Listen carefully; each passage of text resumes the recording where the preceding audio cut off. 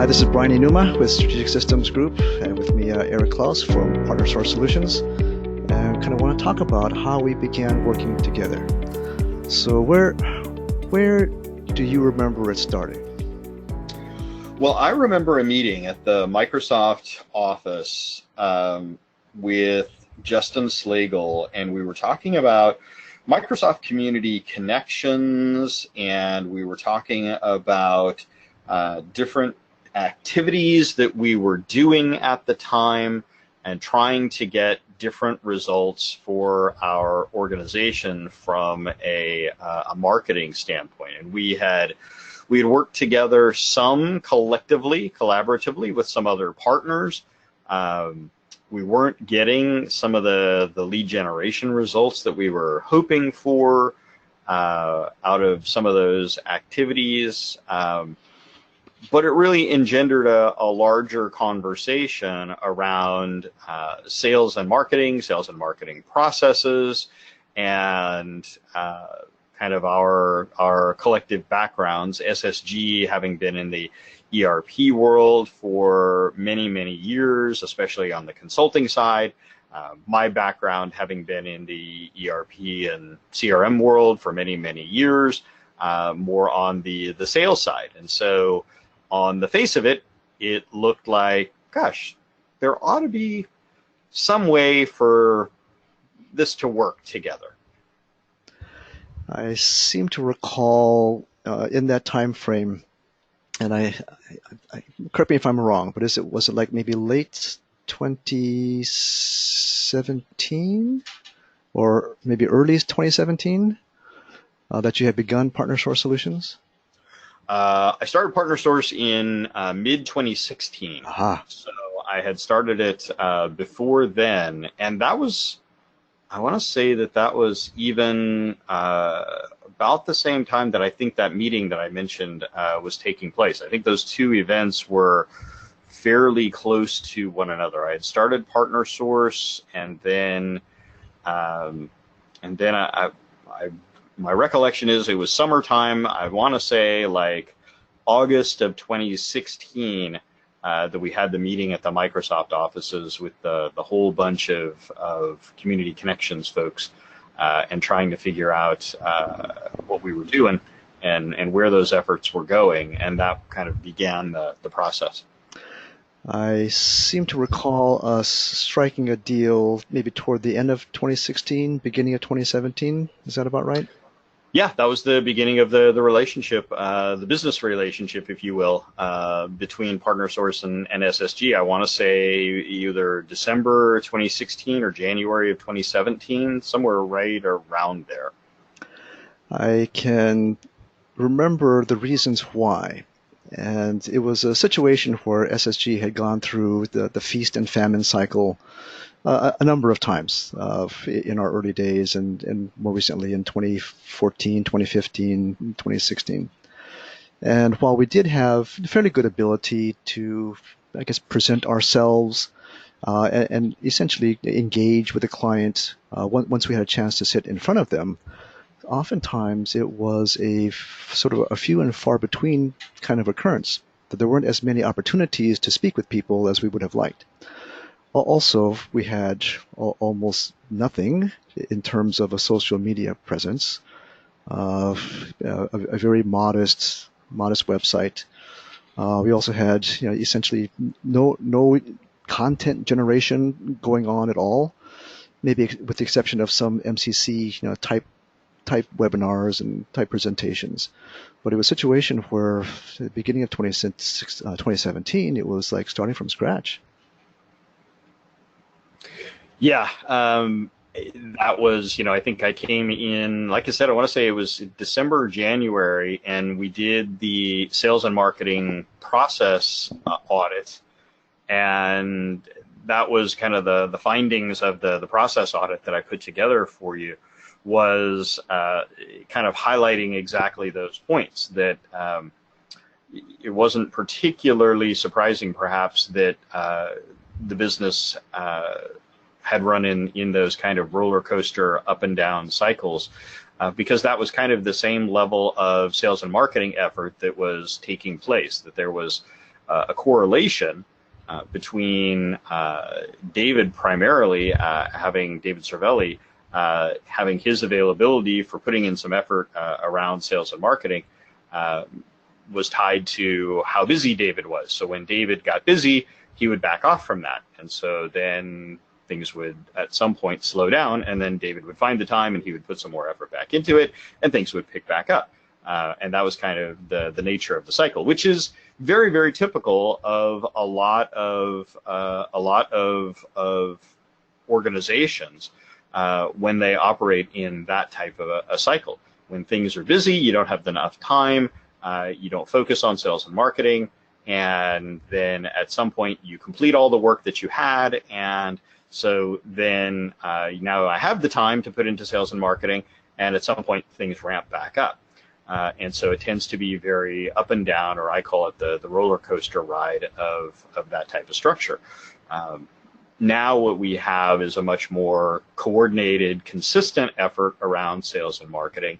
And certainly it looks like in 2018, SSG is going to see some significant return on those investments in the areas of growth for the organization. In 2017, I can remember sort of piecemeal putting some things together with Eric's help.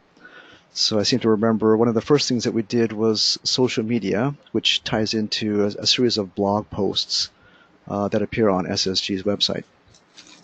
I think we then sort of migrated to some marketing automation activities, sending out email blasts, nurture campaigns, and so forth to existing and past clients, and then to also do some work with prospects as well.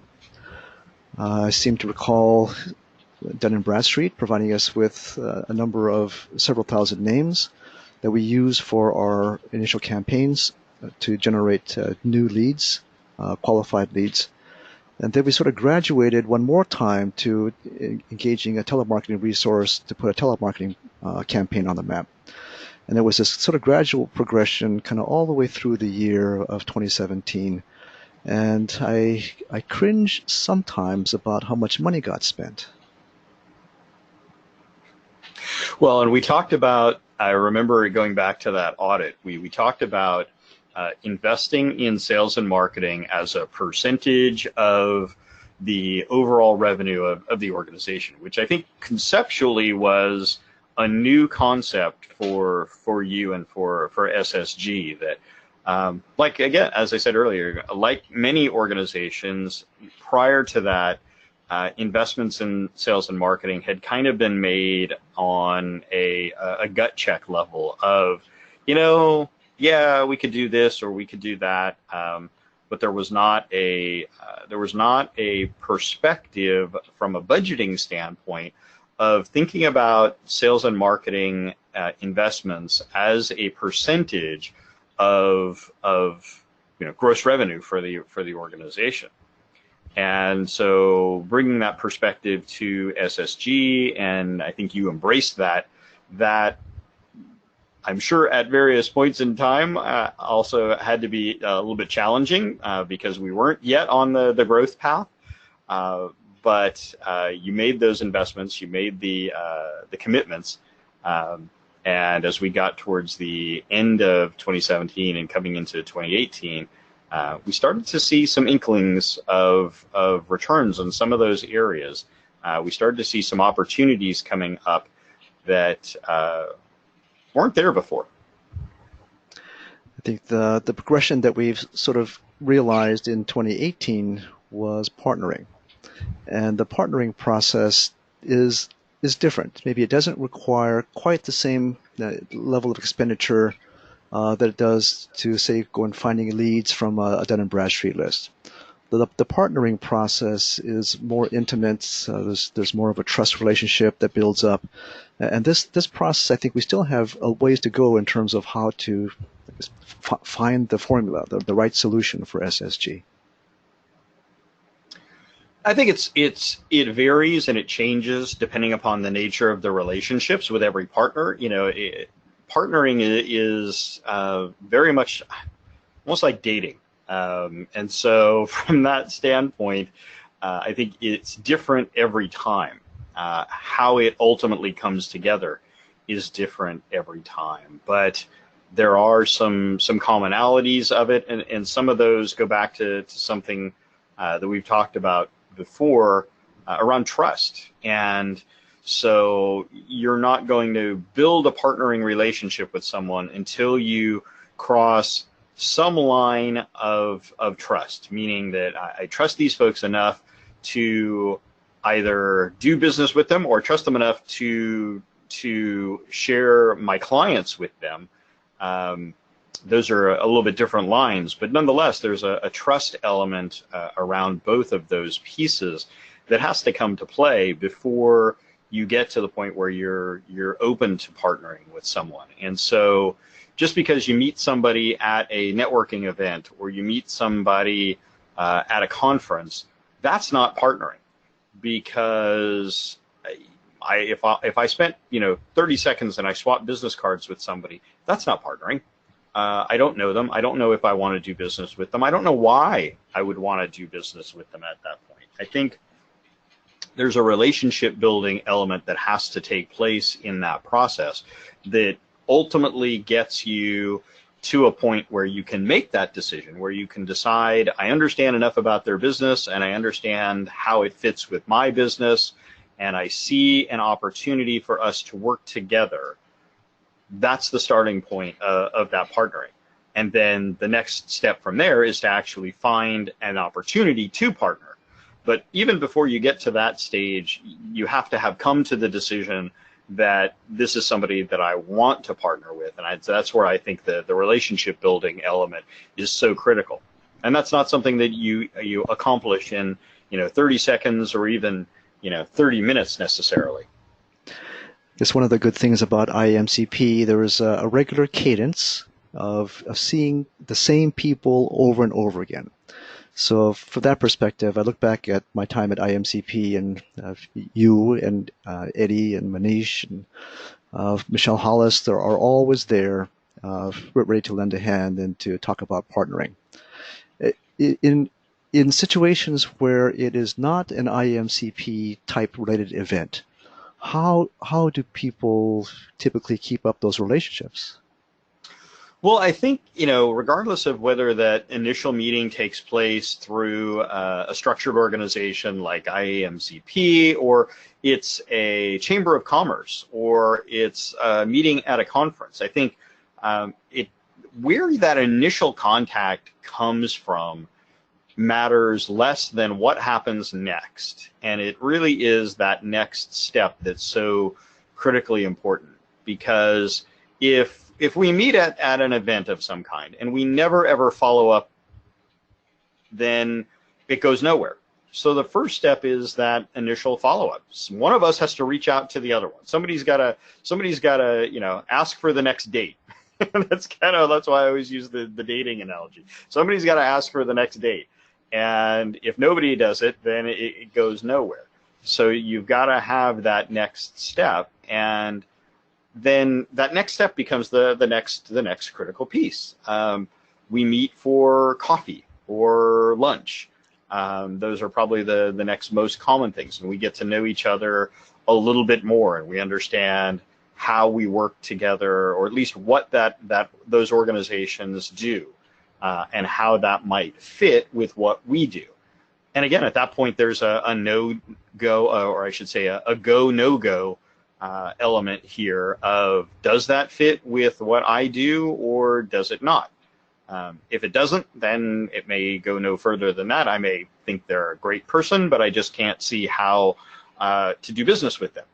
So, that's part of that initial meeting as well, is there are perceptions that are being formed, sometimes rightly or wrongly. And I'll be the first to say that sometimes I've met people, and the first time I met them, I didn't come away from that meeting thinking I know how to do business with these people, and I didn't necessarily pursue it further at that point.